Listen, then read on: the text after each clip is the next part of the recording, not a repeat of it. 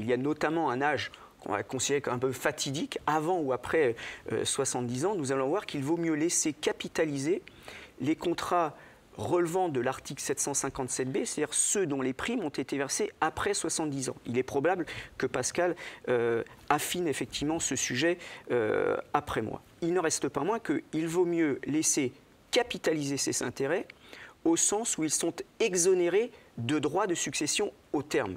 Prenons le cas d'un individu qui aurait plus de 70 ans, qui envisage de transmettre son patrimoine à sa fille, mais qui, dans l'intervalle, souhaiterait, autant que faire se peut, avoir des revenus.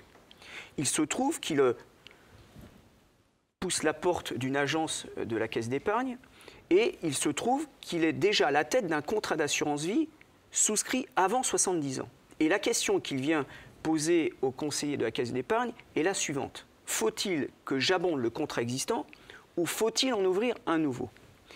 Si nous devions considérer que c'est la première solution qui s'impose, autrement dit, abonder sur le contrat existant. Si ultérieurement il devait procéder à des rachats, nous allons accepter l'idée qu'il n'y a qu'un seul contrat, mais deux compartiments fiscaux, les primes versées avant 70 ans et celles versées après 70 ans.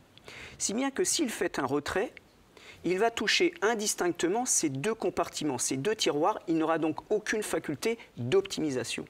C'est la raison pour laquelle je lui préconise à l'inverse de souscrire un second contrat, de telle façon que ce second contrat souscrit après 70 ans génère des intérêts qui ne seront pas imposés au terme, et à l'inverse, il ponctionnera sur le premier contrat.